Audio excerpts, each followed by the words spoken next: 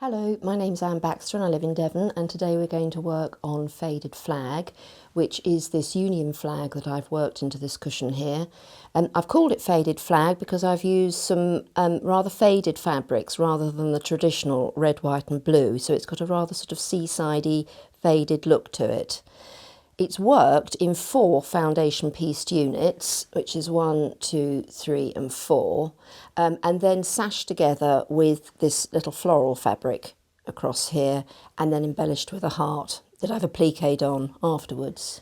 Be really careful with the pressing, that you don't press little creases into it. It's very easy to press in little tucks, and we want to make sure that that doesn't happen.